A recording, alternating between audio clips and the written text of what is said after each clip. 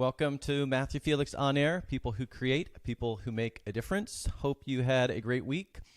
1 week until the launch or the release of my new book, Porcelain Travels, Humor, Horror, and Revelation in, on, and around toilets, tubs, and showers. So consequently, I have been very hard at work, and I have been filming and editing and graphic designing and planning and posting and on and on and on.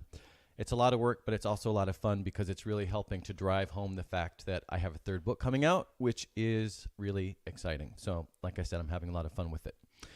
I was also really excited this week to discover that Porcelain Travels had been designated a #1 new release in travel humor on Amazon. So thank you very much to all of you who have helped me with that. And hopefully that's a sign, a good sign of things to come.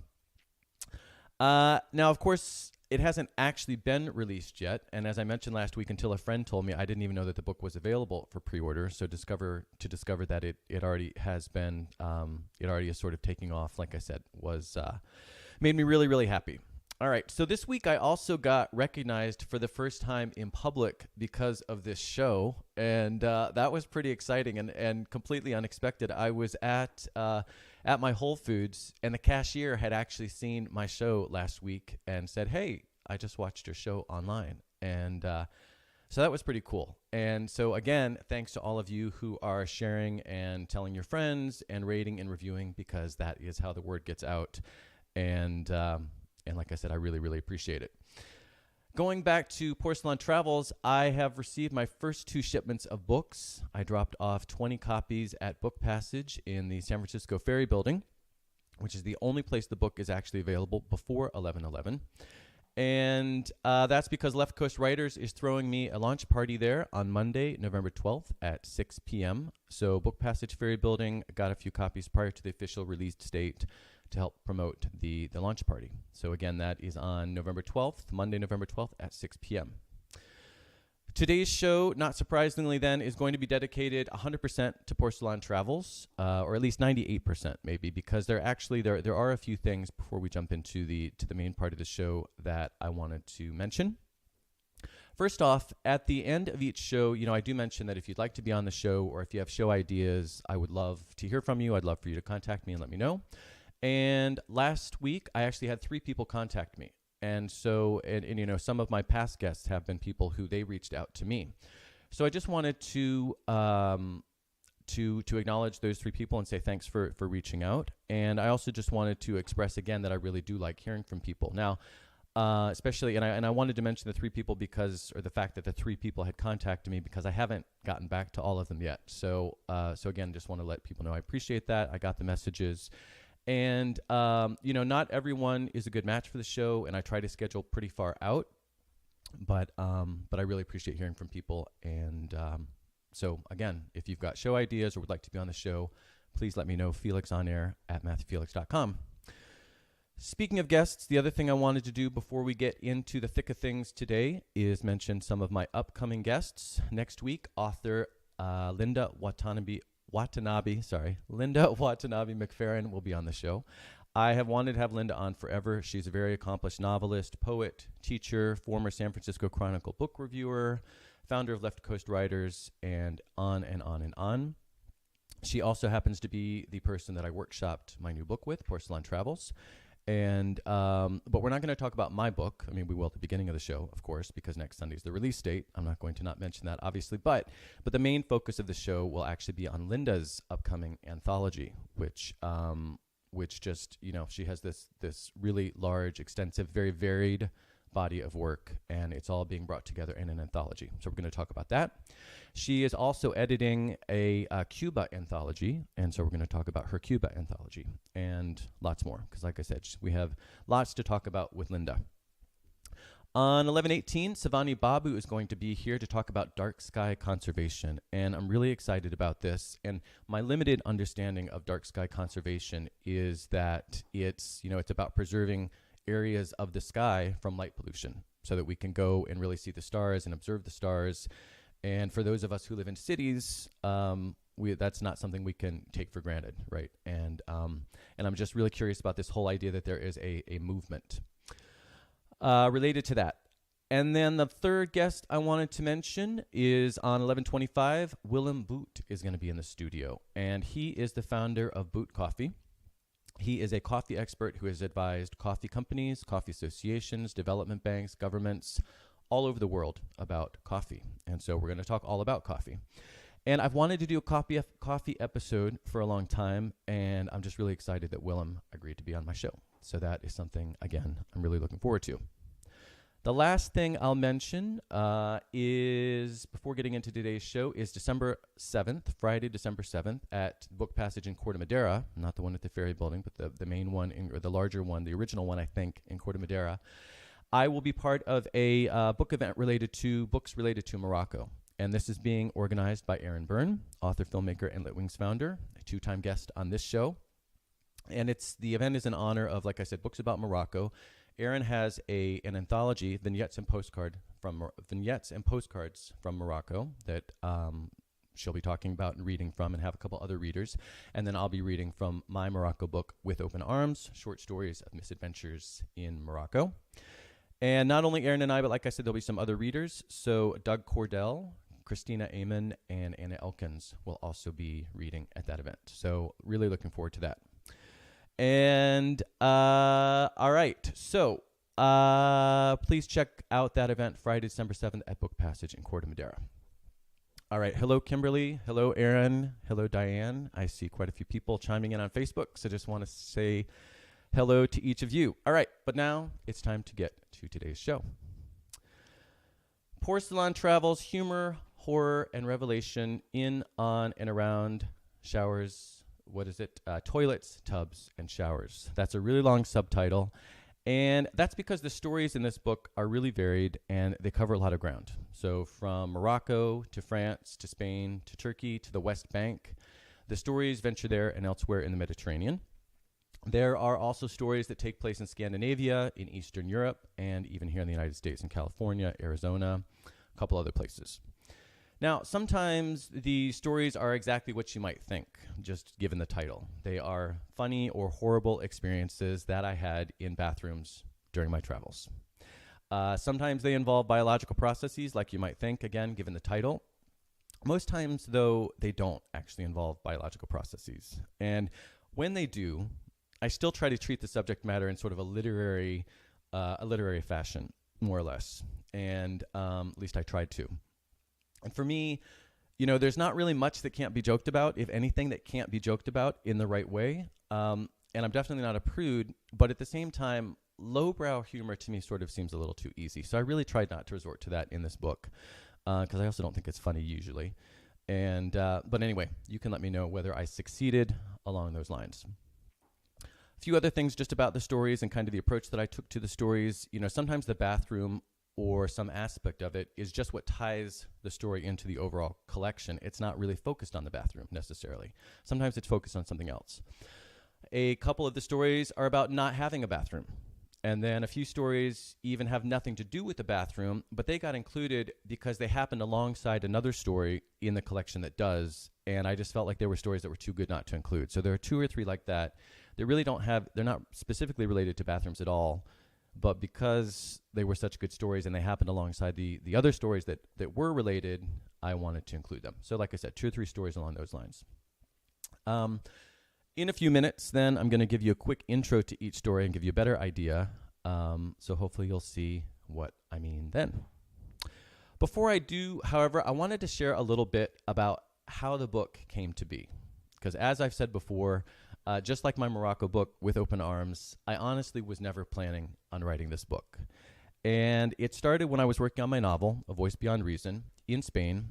And I wrote some stories for friends and family about some of the humorous bathroom experiences I had had during my travels, including at some of the places where I was living while being abroad. I wrote the stories, I shared them, and shared them with some family and friends, and then just sort of forgot about them. Well, 10 years later, once I'd published my novel, once I'd published my Morocco book, I was home for the holidays, and some of those friends and family who had read the original bathroom stories, as we just sort of informally referred to them, said, all right, you've published those 2 other books. When are you going to publish your bathroom stories? And I said, I'm not going to publish my bathroom stories. I honestly had no intention of ever doing that. So I just, again, kind of dismissed dismissed their inquiries with a laugh and moved on. Well, the next year over the holidays, I got the same questions from family and friends. And, when are you publishing those bathroom stories? And I thought, wait a second, if people who read those stories are still thinking and still laughing about these stories over 10 years later when I'm not even bringing them up, then rather than be so dismissive, I need to hear that. And it seems as if some of these stories obviously resonated, if people are still talking about them. So I came back to San Francisco and I dug up the stories. And the truth of the matter is, even then, I still didn't really think they were that funny. I kind of saw why people did, but they still really weren't working for me. But in the meantime, since I had written them originally, I'd worked with an amazing editor on my novel. I worked with some ruthless beta readers. I worked with friends in my writing group, and I had really honed my craft. And so even though the stories, I didn't think they were quite up to snuff, I now saw how I thought that I could make them kind of what they would need to be for me in order to feel good about them and funny or entertaining, whatever the case might be. Well, in the meantime, also, like I said, 10 years had passed, and because I'm a budget traveler, and I'm willing to put up with a lot, I had a lot more experiences that fit right perfectly in with these sorts of themes. And so I quickly realized that I actually did have a book here. So I wrote the other half of the stories. I workshopped them. I worked on them with my writing group. I got an editor. I got feedback from beta readers, all that stuff that I just mentioned. And as a result, Porcelain Travels came to be. So one thing I wanted to do on today's show was give you a story-by-story overview or introduction to my new book, Porcelain Travels. And I thought there'd be no better place, obviously, to do that than right here in the bathtub, given the subject matter of the book. So the first story is called It Ain't Over. And this is a story that could have been included in my Morocco book, Short Stories of Misadventures in Morocco, with Open Arms, Short Stories of Misadventures in Morocco. But at the time, I wasn't sure that I didn't know if I really wanted to go there. And I subsequently realized with regards to the subject matter what actually happens in this story. But then I subsequently realized that I could treat this story in a literary fashion and go there while still sort of maintaining a certain level of, I don't know, not decency, but in a way that would be palatable to most people. And I even had my mom read this story and she was fine with it. So I think I did an okay job with that. But basically the story entails, or it's the rest of the story from my first arrival in Tangier, Morocco. And I had a horrible arrival. I was harassed. There was all sorts of just horrible things that happened to me my first night in Tangier. And I get to the hotel and I'm thinking that everything is done and that I've made it. And it turns out that there's one more sort of pseudo-cultural experience that awaits me. And so, again, the title of that one is It Ain't Over. The Bin and the Bomb is sort of a collection of stories within the overall collection that is Porcelain Travels. It's about 8,000 words. And so, like I said, it's a bunch of little stories that all take place during my time staying in these servants' quarters in Paris. And the bathing situation was bizarre. Everything about this place was bizarre. The bathing situation, but a lot of other things as well. So this is a collection, like I said, of several stories about my experiences when I was living in this really strange living situation. No Stopping is a story that is sort of in line with what you might expect from this collection, in the sense that it really is about biological processes, as the title might suggest. And basically, I was in Eastern Europe, and I had to go to the bathroom really, really badly.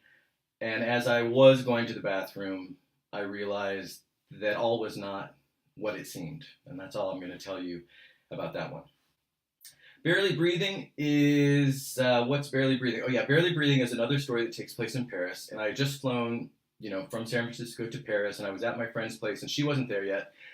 And again, having just flown halfway around the world, I had to go to the bathroom. So I go to the bathroom, and this is one of the several stories that sort of allude to or touch on the humor and the just oddity that can come from cultural differences in bathrooms when we're traveling. Freshly Squeezed is a story that happens right after the previous story. I left Paris and went to visit a friend in Copenhagen. And again, after the trip from Paris to Copenhagen, I was feeling just, really greasy and exhausted, and I just really needed a shower. And so this story is about, my friend ushers me to his shower, to his bathroom, and I go inside, and it's just a minuscule room. It's almost like a little closet. And I'm there to take a shower, and I look around, and there's no shower. And so this story is about how I sort of negotiate that and how I figure out how to actually bathe and how to take a shower in a room where ostensibly there is no shower. And then there's some other things that follow. Once I figure that out, there's some other things that follow in that very peculiar bathroom. Double Duty, this is a story that takes place in Malta, which is someplace I had wanted to visit for a long time. And again, I had just flown halfway around the world. I went to bed early. I wanted to get on their schedule so I didn't have to deal with serious jet lag. But I was awoken at 5 a.m. And I wasn't awoken because of jet lag. I was awoken because of something taking place outside my apartment. And so double duty is how I come up with a sort of creative solution so that I can keep sleeping. Between my legs, so this is an example. This is a story, actually, it's two separate stories that I included together because they take place chronologically at the same time and in the same place in Barcelona. One has to do with some weird situations in the bathroom where I was staying when I was in Barcelona. But then the other is a story that just happens at the same time in the same place, and it was too good a story not to include in the collection. So I do that a few times in Porcelain Travels. I include stories that are sort of, I felt, too good not to include, that don't specifically relate to toilets, tubs, or showers, but they're somehow related, maybe it's just in time and space, to ones in the collection that do. A Day at the Beach. Now this story recounts one of the strangest days of my life, one of the most unforgettable days of my life. And it's sort of a funny story in parts. In others, it's kind of almost a little dark. I mean, it's a little difficult to describe. But basically, I was visiting a friend, and she had a boyfriend, and then there was another friend from San Francisco, so there were four of us. And A Day at the Beach refers to, we went to the Dead Sea. And we were in the West Bank, having a nice day, doing the whole mud thing. And things went really, really wrong. And I think that's all I'm going to tell you about that one. But I love that story. Falling to Pieces is when I was living in southern Spain. And I was writing my novel, Avoid Beyond Reason, and I was staying in this really quirky, like so many of the places I stayed, this very quirky place that had originally been a stable for animals. And the current owners, had converted it to just this little minuscule studio. So part of the story is about the weird space in the bathroom that was built around this massive boulder to start it. But then I also wasn't the only one using the bathroom, and so this story talks about some of the other residents in this little place where I was staying. And then there's also a flashback to a similar experience that happened to me in Palm Springs. And that's another thing that I do but occasionally in this book, is stories that are taking place while I'm overseas or in a particular place, often remind me of something that happened elsewhere. And so there are quite a few sort of flashbacks where I tell little stories within the slightly larger story. So that's something that happens in Falling to Pieces. Rearview Mirror is a story that actually happened here in the United States. It happened in Arizona. I was with a friend, and we were visiting a friend in Tucson. Our rental was in their driveway, and they needed to pull their car into the garage. So as I went to back out our car, all of a sudden there was all these shouts, stop, don't move the car. But I couldn't see what was happening. So I'm looking in the rearview mirror, hence the title of the story. And I don't learn what happens until afterwards, and it was pretty funny. My Lost Soul is another story that takes place in Barcelona. I spend a fair amount of time in Barcelona. I do like to do a lot of writing there, and I have a particular place that I like to go. And again, this is another really bizarre, minuscule studio, but I love it. It's got 360-degree views of the city, of the mountains, and of the Mediterranean. But it's also a seven-story walk-up, and has lots of other really, really strange sort of qualities. So half of this story is about just the space itself, because the space itself merits its own story. But then, of course, something happens while I'm staying in this space that's the second half of this story, which again is My Lost Soul. All right, so like I said, My Lost Soul, it takes place in a really quirky studio in Barcelona. And I have a video that I made in that space when I was there many years ago. And this is the only video that I've ever made that sort of kind of went viral. Viral's a little bit maybe an exaggeration, but it's definitely the video that got the most attention that I've done. Now, the irony here is it's one of the first videos I did. I didn't even have a video camera. I just had this really cheap Android, so the the quality of the video isn't very good, but I think it's fairly entertaining. So here is a quick tour of my little studio in Barcelona. So here's a quick tour of where I'm staying in Barcelona.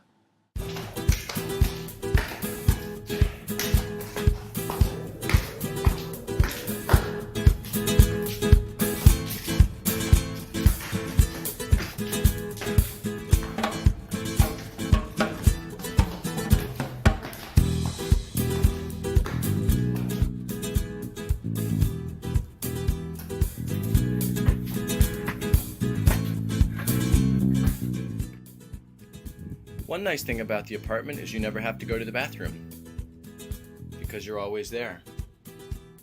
Probably best suited for one person.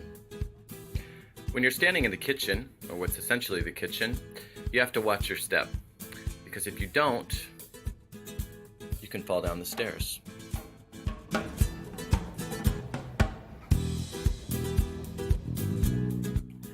This is my favorite decoration in the apartment, and it is a portrait of the former Italian porn star Cicciolina, I think that's how you say her name, who not only was a porn star but ran for public office, and I can't remember if she was actually elected or not, but she was also married to the artist Jeff Koons, who amongst other things is known for the huge porcelain sculpture that he did of Michael Jackson and his chimp Bubbles.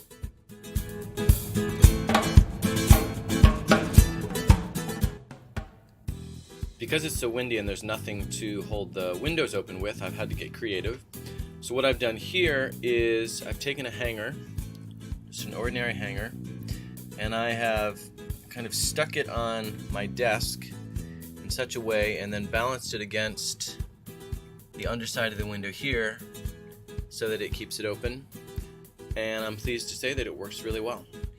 Something that's really convenient about the apartment is that if you're on the toilet and you need something from the refrigerator or you want to microwave something, all you have to do is reach right out in front of you and you're there.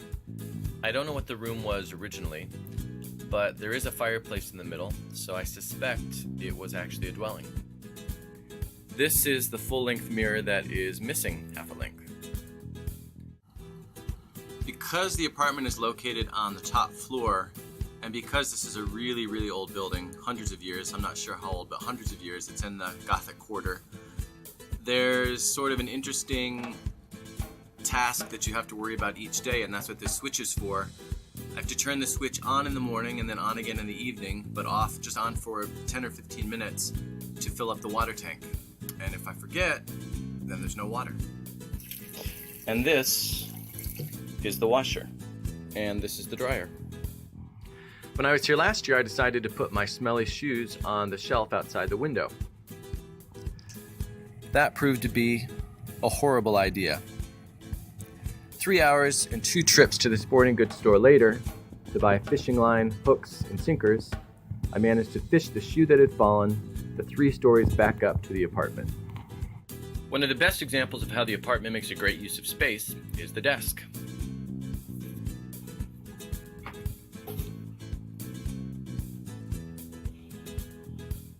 This window is also a really big concern because the wind is coming from behind us from the sea, and so there are really strong winds that come in this direction.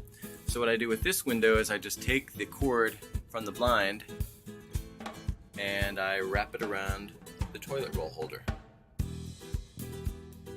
The apartment doesn't have a closet, so when you're accessing the area that's the equivalent of the closet, just like when you're in the kitchen, you need to watch your step.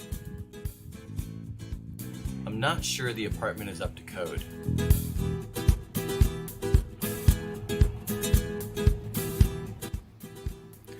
One of the coolest things about the apartment is the roof deck. Now, what's interesting about the roof deck is how you get up to it. So here we're obviously going into the shower, but if we turn to our left, we discover a staircase / ladder somewhere in between that leads us up to the roof deck. So if we're careful, we can climb up, and it's worth to climb because once we get up to the roof deck, we have a 360-degree view of the city. Those are the spires of the cathedral. This church is called Santa Maria del Mar. Here we have the W Hotel and the Mediterranean Sea. Then we have the Gothic Quarter. In the distance, the Olympic Port, the Puerto Olímpico. More of the Gothic Quarter. And then in the distance, we end up with the spires over there that you can see in the distance. That is the Sagrada Familia, which is Gaudi's church, still underway, but just an incredible, incredible architectural achievement, or at least it will be when it's done. One of the main symbols of Barcelona. Here's another view looking west, starting at the Sagrada Familia. Panning across the rest of the city with the mountains in the background. And ending up at the cathedral. Okay, so there you have it. There's a quick look at where I've been staying in Barcelona. I hope you enjoyed it. All right, so like I just said, there's a quick tour of my little studio in Barcelona. I know it's kind of a dump, but I love it, and I've stayed there twice, and I would stay there again. I don't know if it's even still available. It's been a few years. Hopefully they've made some repairs in the meantime. But, you know, the views, the deck, just, you know, everything's so convenient. I don't know. I love that. And it's in a fantastic location. But anyway, quick tour of the setting for my story, My Lost Soul. So now I'm going to take you back to the overview of my book and picking back up with chapter 12, which is called, the name of the story is, well, I'm not going to tell you the name of the story. I don't remember. Oh, yeah, of course I know the name of the story. I'm not going to tell you, though, because I'm going to tell you in a second. But those of you who have read my Morocco book, With Open Arms, will be familiar with this story. A Turkish Bath in Morocco is one of two stories that is actually already in my, that I first published in my Morocco book, With Open Arms, Short Stories of Misadventures in Morocco. But I just had to include it in this book because a Turkish bath, I mean, it goes so perfectly with the themes and with the other stories in Porcelain Travels. And anecdotally, it just also seems to be one of the favorite stories with readers from that collection. So I don't know that I need to explain more than that. A Turkish bath in Morocco, I guess I'll just say that it's one of those experiences that in hindsight is pretty funny, but while I was living it, it was not funny at all. Strangers in the Night. This was just a really strange night that I had when I was traveling with a friend in Paris. This particular night, we both decided to do our own thing. I went out, she went out, we did our own thing. I came home before she did, and I went to bed. Well, hours after I had already gone to sleep, someone barges into my room. And of course, I'm not expecting this. I'm jolted awake. I don't know if it's a thief, if it's, if I'm under some sort of threat. And so Strangers in the Night is about that episode. But then it's also about a flashback to a hilarious thing that happened when a Parisian friend was visiting me here in San Francisco. And then it also just has this really sort of over-the-top ending. So that's Strangers in the Night. A Real Shortage is a story about when I was living in Istanbul, Turkey. And this isn't necessarily that funny. I think it's entertaining. I hope it's entertaining. It's really, again, sort of focused on the cultural aspects, the cultural experiences that we can have sometimes, specifically related, in this case, to water, a real shortage of water. I was living in Istanbul, and I was living in the center in a really old neighborhood, in a really old building, and we only got water every few days, or every 2 or 3 days, depending. And so this is just some anecdotes about how we dealt with that, and how the landlady dealt with that. And then my experiences, of course, never having dealt with that sort of situation before, just kind of how I did, and some of the things that resulted.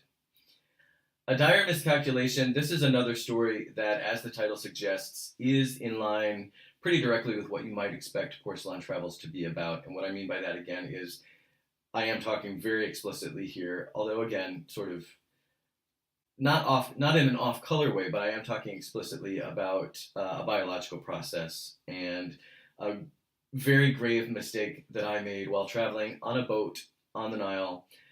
And that was one that I really had to swallow my pride to write.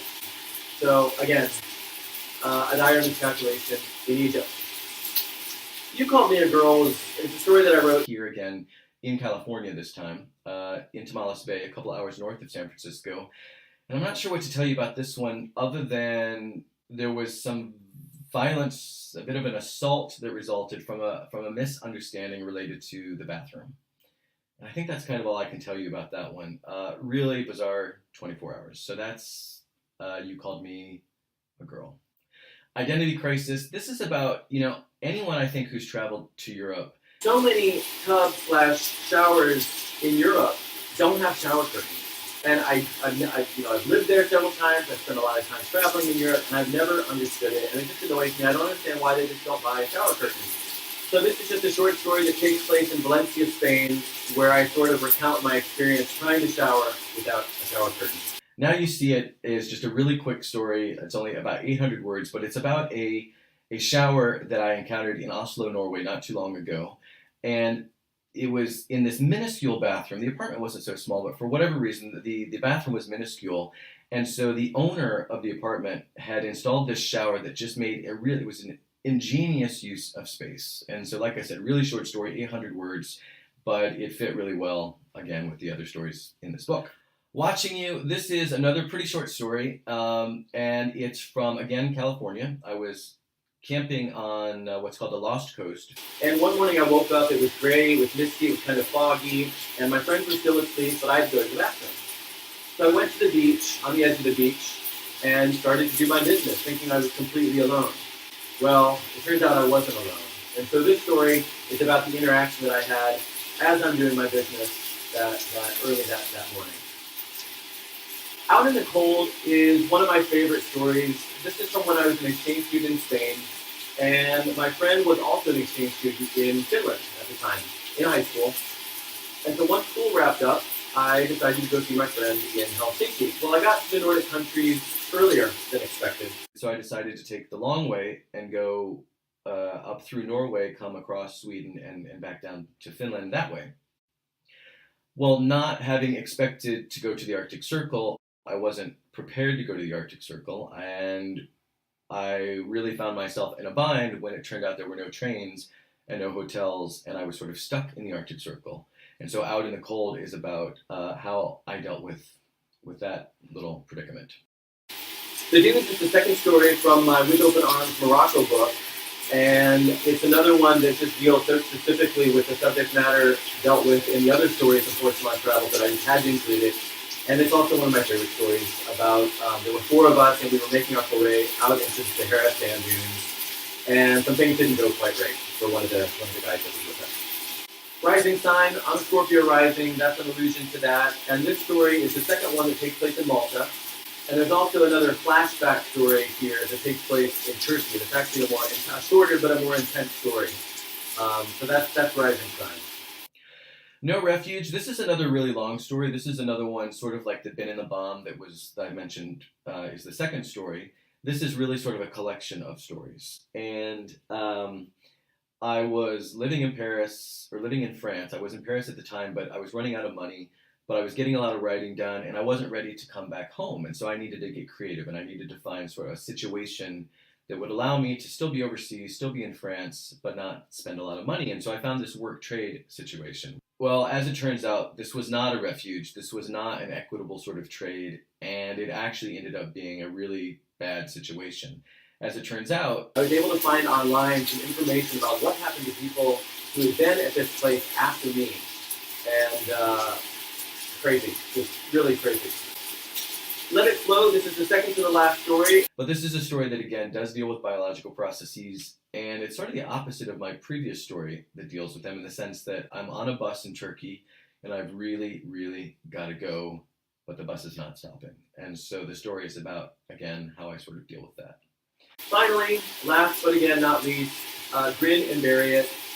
This is, I was staying for 3 months on the Spanish island of Mallorca.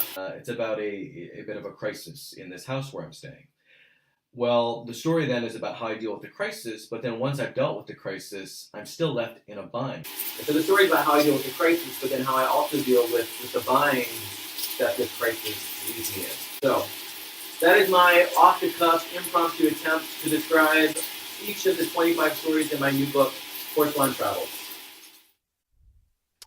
So the whole bathroom thing took me 2 days and 3 brands of bubble bath. And it was it wasn't until I got to that third brand of bubble bath that I could actually get bubbles that would stay bubbly for the 20 minutes that it took to do each of those sessions. So anyway, that's just a little trivia for you about that shoot. And my other concern, of course, was that I was going to electrocute myself, which thankfully, clearly, I did not.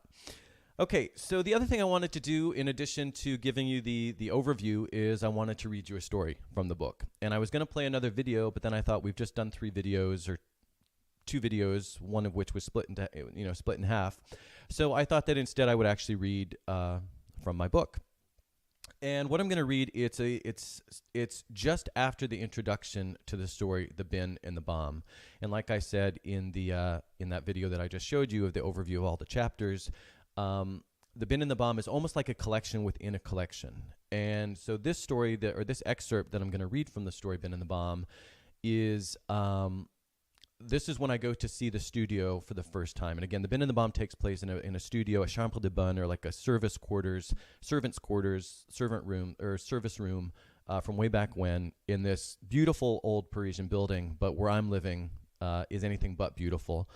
And so anyway, but I'm on a budget, and I go to see this place, and this excerpt I'm going to read is the first time I'm seeing the studio where this takes place. All right.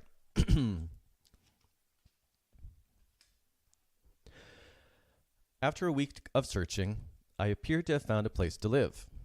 To be sure, I needed to see it in person. I set up an appointment, and the next day I went to check out the apartment. Stefan met me at the metro station and whisked me off to his place, just a couple of minutes away. In order to see it, it was necessary to climb 7 flights of stairs. The building was an old, grandiose Haussmann in an upscale neighborhood. I commented that it seemed odd there wasn't an elevator. There is, Stefan responded, before bounding out of sight. We just don't get to use it. The apartment was a chambre de bonne, or service room, which was essentially where the help lived way back when. More than welcome in the homes of their employers when cooking or cleaning, at all other times, apparently the servants were to remain out of sight.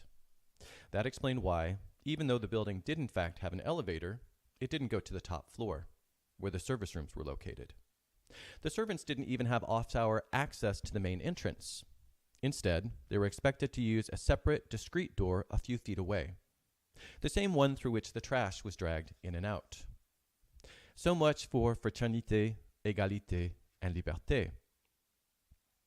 Stefan vaulted up each flight as he had countless times before. Not only his years of experience, but the long legs on his tall, lanky frame, affording him a considerable advantage over me. Not that I wished him any ill will, but I was almost relieved when I found him panting at the top of the stairs. My relief was short-lived.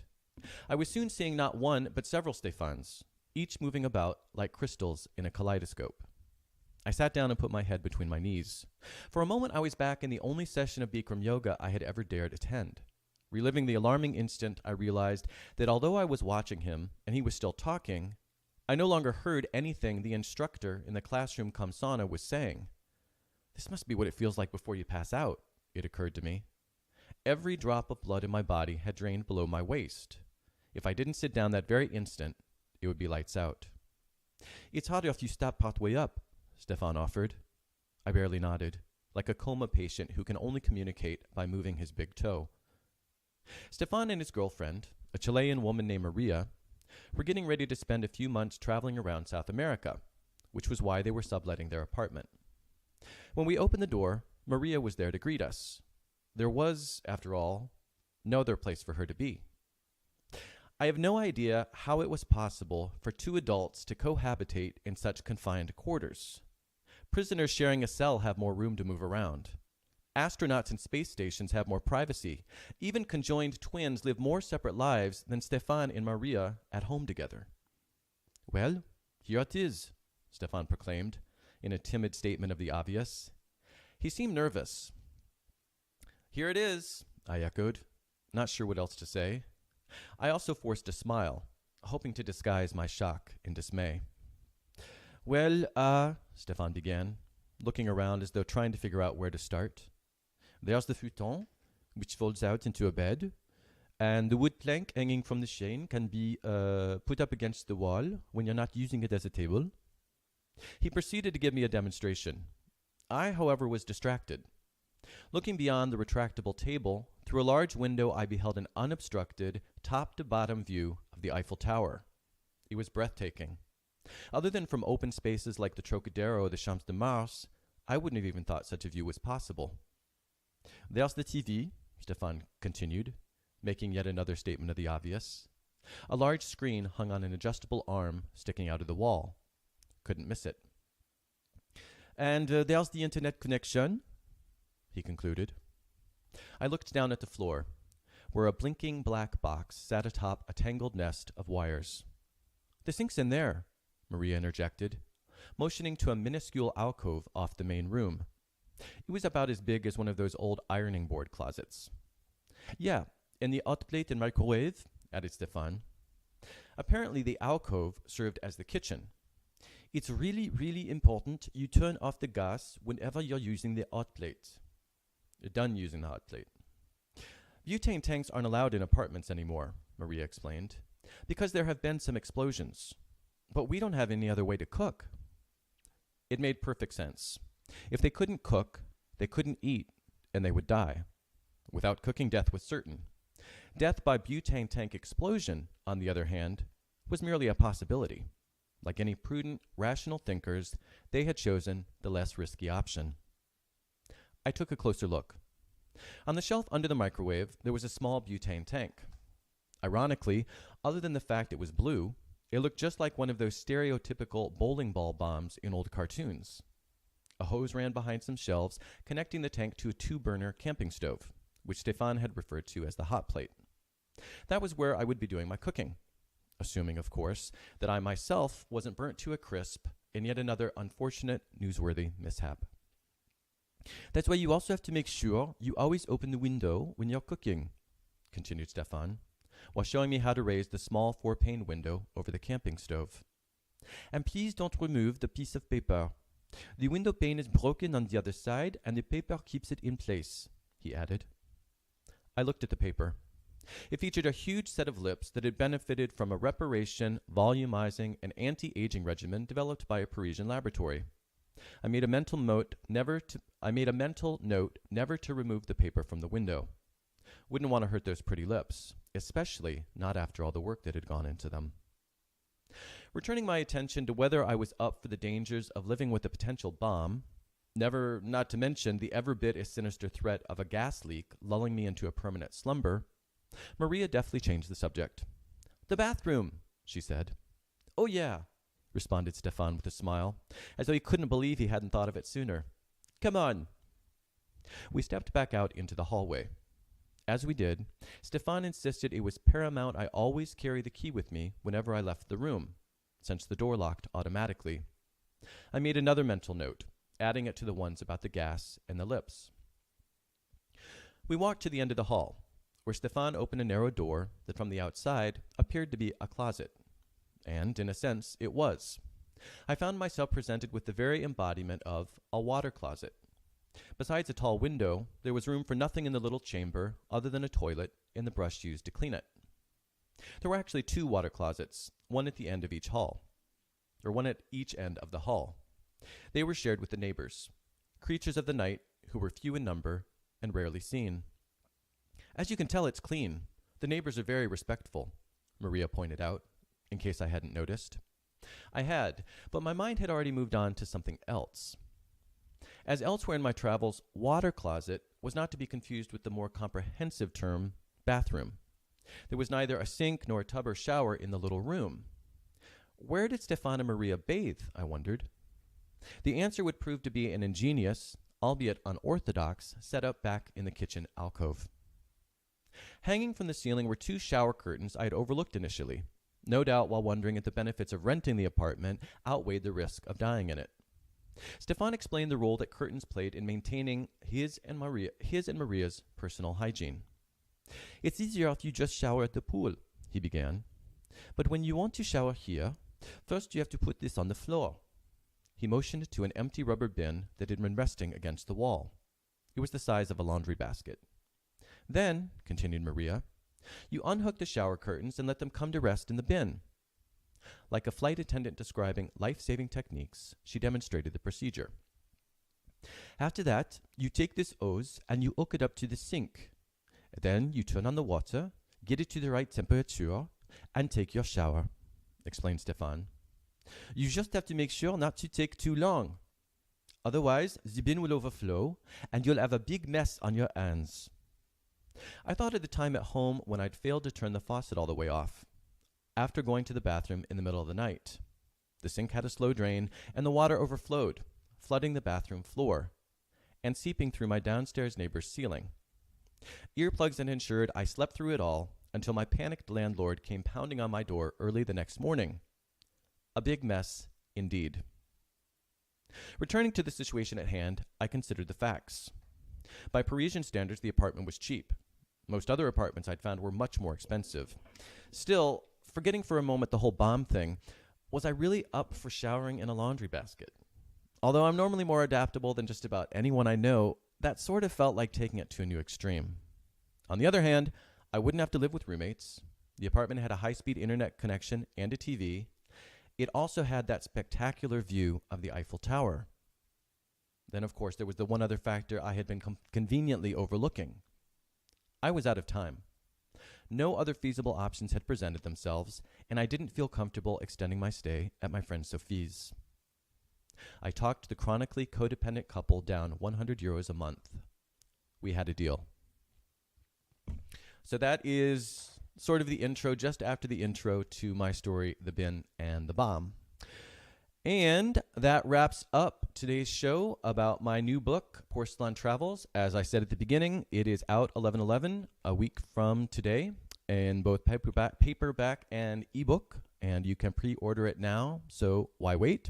You can find it at all the usual suspects online, including Amazon, Barnes & Noble, iBooks, and many more. And as I mentioned at the beginning of today's show, if you live in the Bay Area, you can also find Porcelain Travels at Book Passage.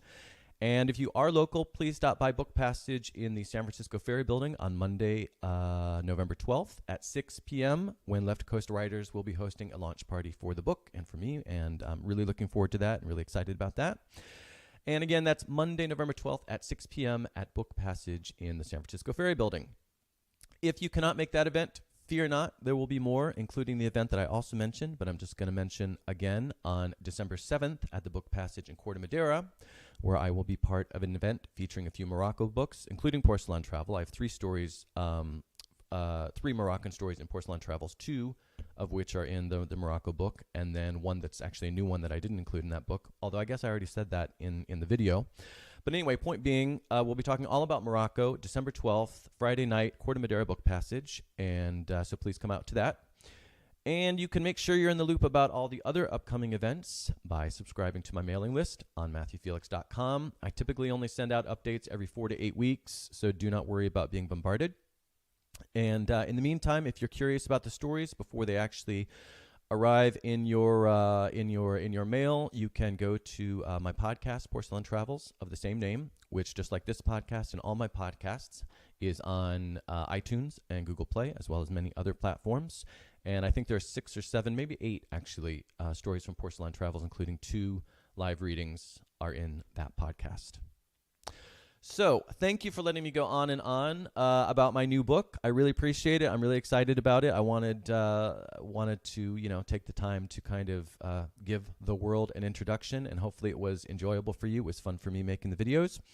And so that's all for today. But next week, like I said, author Linda Watanabe McFerrin will be on to talk about her forthcoming anthology, and actually her 2 anthologies, one of her work, one of the one about Cuba, about writings about Cuba that she is editor for.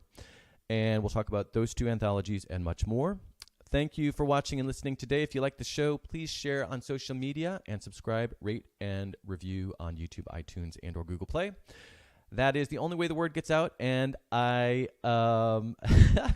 sorry, I just read a comment about my French accent. I wasn't sure that I should, I wasn't sure that I should actually do the French accent, but then I thought, what the hell? So thanks for that, Aaron. And thanks to Christina and Matthew for joining, by the way, as I'm signing off here. I just saw your comments. But anyway, for more about me, my website, MatthewFelix.com, and links to my social media, books, other podcasts, and all the rest can be found there. And if you want to be on the show, have ideas for the show, I would love to hear from you at FelixOnAir at MatthewFelix.com. Thanks again for watching, and have a great week.